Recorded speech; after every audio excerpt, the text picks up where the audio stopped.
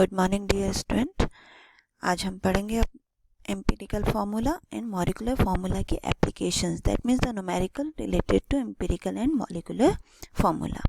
मैंने आपको कल के वीडियो में बताया था एम्पिरिकल फार्मूला किसी भी कंपाउंड के लिए it is the simplest whole number ratio of ions in the formula unit of atom of each element. Just example, अगर मॉलिक्यूलर फार्मूला किसी कंपाउंड का C6H6 जैसे बेंजीन का हमने एग्जाम्पल लिया है तो उसका एम्पिरिकल फार्मूला क्या हो जाएगा, CH।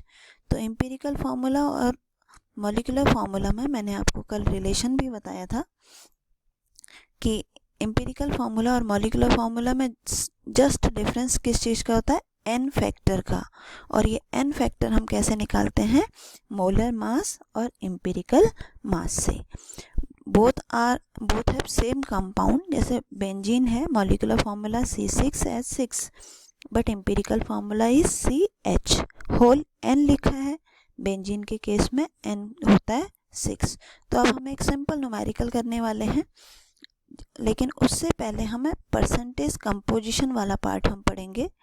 परसेंटेज कंपोजिशन मीन्स कि किसी भी कंपाउंड में एक पर्टिकुलर एलिमेंट का कितना परसेंटेज है, पहले हम उसको जान लेते हैं।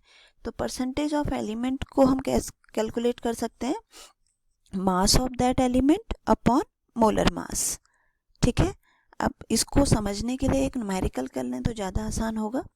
तो हमारा क्वेश्चन है, what is the percentage of carbon, hydrogen and oxygen in ethanol.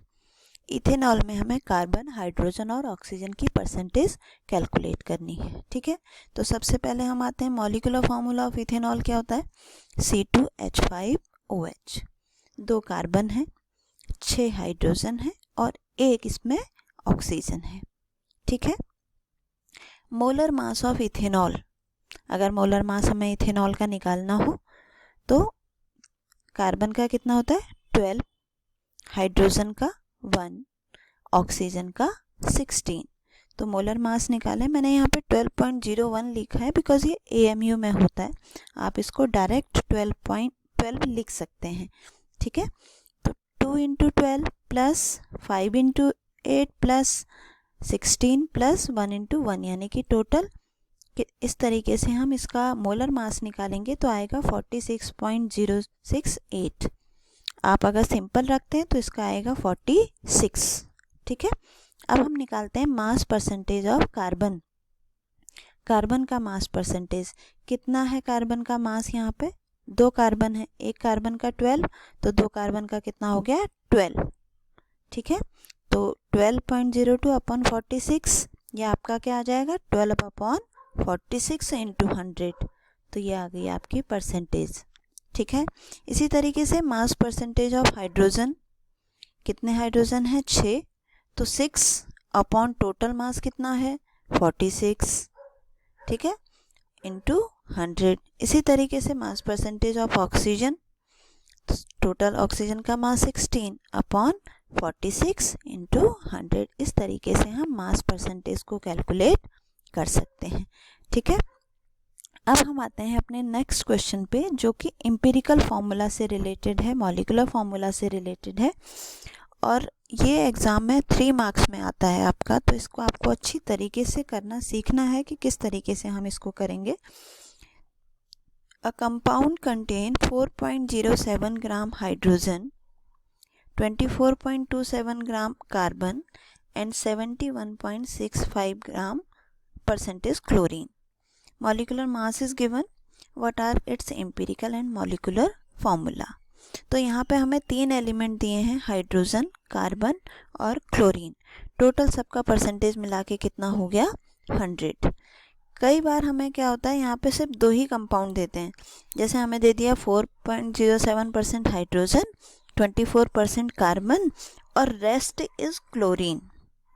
तो उसके लिए हमें क्या करना पड़ेगा, इन दोनों को हम प्लस करेंगे, फिर 100 में से माइनस करेंगे, तब हमारा रेस्ट जितना परसेंटेज है वो निकल आएगा। ठीक है, तो सबसे पहले इस क्वेश्चन को सॉल्व करने के लिए हम एक टेबल बनाएंगे। ठीक है, मैंने इसको आपको करके दिखाया है, टेबल बनाएंगे और ऐसे ही आपको ये करना है तो आपको आसानी रहेगी। सबसे पहले कॉलम में आप लिखेंगे एलिमेंट, हमें 3 एलिमेंट गिवन है, कार्बन, हाइड्रोजन, क्लोरीन। आप ऊपर नीचे किसी को भी लिख सकते हैं, कोई फ़र्क नहीं पड़ता। फिर नेक्स्ट कॉलम में हम लिखेंगे परसेंटेज ऑफ मास। कार्बन का परसेंटेज है 24.27, हाइड्रोजन का 4.07 और Cl का है 71.65। ठीक है, अब नेक्स्ट एक कॉलम हम बनाएंगे और इसमें लिखेंगे मोलर मास। ठीक है, मोलर मास कार्बन का आपको पता है 12, आप डायरेक्ट ले सकते हैं 12, आपको 12.01 लेने की ज़रूरत नहीं है, 12 ले लीजिए। हाइड्रोजन का कितना 1 और Cl का कितना हो गया 35.5। ठीक है, इतना ये चीज़ें हमें क्या है गिवन है। अब हमें आगे की कैलकुलेशन वाला पार्ट करना है। ठीक, तो यहाँ पे अब हम निकालेंगे number of moles. Number of moles is equals to क्या होता है W upon molar mass. W क्या है, वेट जो परसेंटेज का हमें गिवन है। ठीक है, तो आपने यहाँ पे निकाला परसेंटेज कितना गिवन है 24.2, मोलर मास है 12, डिवाइड कर दिया आपने, अराउंड 2.02 आएगा। ठीक है, मैंने क्योंकि 12.01 लिया है इसलिए 2.02। 4.07 को 1 से डिवाइड किया तो सिंपल उतना ही आया, 71.65 को इससे डिवाइड किया तो 2.02। ये आपका तीनों का क्या आ गया, नंबर ऑफ मोल्स। इसके बाद नेक्स्ट कॉलम में हम क्या लेंगे, सिंपल रेशियो। ये बिल्कुल ध्यान रखिएगा, सिंपल रेशियो। सिंपल रेशियो के केस में अब हम क्या करेंगे, इन तीनों नंबर ऑफ मोल्स को देखेंगे। ठीक है, इन तीनों में से जो सबसे स्मॉलर क्वांटिटी होगी उससे हम सबको डिवाइड कर देंगे। यहाँ पे देखो ये दोनों वैल्यूज सेम है तो हम इनमें से कोई सा भी ले सकते हैं। सबसे स्मॉलर जो क्वांटिटी होगी उससे डिवाइड करना है, तो 2.02 इसको डिवाइड किया इससे तो आ गया 1, 4.02 को इससे डिवाइड किया तो अराउंड 2। ठीक है, और 2.02 को इससे डिवाइड किया तो 1। अगर आपकी ये वैल्यू बाई चांस पॉइंट में आती है 1.3, 2.5 या 1.6 तो आप उसको इससे आगे क्या कर देंगे, आप उसको राउंड ऑफ कर देंगे। जैसे 1.3 को राउंड ऑफ करेंगे तो 1, 2.6 को राउंड ऑफ करेंगे तो कितना आएगा 3 और 1.8 को अगर आप राउंड ऑफ करेंगे तो 2। तो इस तरीके से आप उसको राउंड ऑफ कर लेंगे। क्योंकि हमारा ये सिंपल ही आया है तो इसको हमें राउंड ऑफ करने की ज़रूरत नहीं है। तो इससे आपको ये पता लग गया कि कार्बन का एक एटम है, हाइड्रोजन के 2 एटम हैं और Cl का 1 एटम है इस कंपाउंड में। अब इससे आगे, अब इसका मतलब आपको हमें क्या पता लग गया, एम्पिरिकल फॉर्मूला C1H2Cl, C का 1, H का 2 और Cl का 1। अब हम इसका एम्पिरिकल मास निकाल लेंगे। कार्बन का 12, हाइड्रोजन का 2 और Cl का 35.5, ये आ गया आपका 49.5 U। ठीक है, या ग्राम ले लीजिए। अब मोलर मास हमें गिवन है क्वेश्चन में, आपने देखा होगा 98.95, तो n फैक्टर निकालेंगे, मोलर मास अपॉन एम्पिरिकल मास। मोलर मास है 98.95, 49.5 से डिवाइड करेंगे तो 2 आएगा। मैंने अप्रॉक्स का साइन इसलिए लगा रखा है कि बाई चांस आपका 2.4 आए, 2.02 आए, तब भी आप उसको एक सिंपल रेशियो के फॉर्म में लिखेंगे, इंटीजर के फॉर्म में लिखेंगे। ठीक है, 2 हो सकता है, 3 हो सकता है, 4 हो सकता है, इस तरीके से आप उसको लिखेंगे। तो मॉलिक्यूलर फॉर्मूला क्या आ गया, CH2Cl2 की होल 2।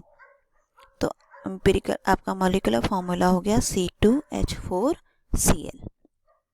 ठीक है, समझ में आ गया। अब यहाँ पे एक दो चीज़ें मैं इसी उसमें आपको बता देती हूँ कि ये आपने निकाला और बाई चांस यहाँ पे आपका आ गया 1.5। अब 1.5 को आप राउंड ऑफ ना 1 कर सकते हैं, ना ही उसको राउंड ऑफ 2 कर सकते हैं। तो उस केस में हम क्या करेंगे, हम पूरा तीनों पार्ट को किसी एक सिंपल उससे मल्टीप्लाई कर देंगे। जैसे मान लीजिए 1.5 आया, ये 1 है, ये 1.5 है, ये 1 है, तो हम इसको क्या करेंगे, सबको 2 से मल्टीप्लाई कर देंगे। तो ये क्या हो गया 2, ये हो गया 3 और ये हो गया 2। इस तरीके से हम करेंगे इसको। ठीक है, अगर 1.5 आता है तो। दूसरा एक बात यहाँ पे आपको बता दूं, जैसे यहाँ पे आपको गिवन है मोलर मास। ठीक है, तो यहाँ पे कई बार मोलर मास ना गिवन होकर के आपको गिवन होता है वेपर डेंसिटी। वेपर डेंसिटी के लिए फॉर्मूला हम यूज़ करते हैं molar mass is equals to 2 into vapour density. Vapour density को आप 2 से मल्टीप्लाई कर देंगे तो मोलर मास निकल जाएगा। ठीक है, तो आप इसके न्यूमेरिकल्स को सॉल्व करिए, आपकी एनसीईआरटी की बुक में भी है, तो ये आपको इसकी प्रैक्टिस हो जाएगी। ठीक है, कल हम इससे आगे का पोर्शन कंसंट्रेशन टर्म्स करेंगे। Thank you.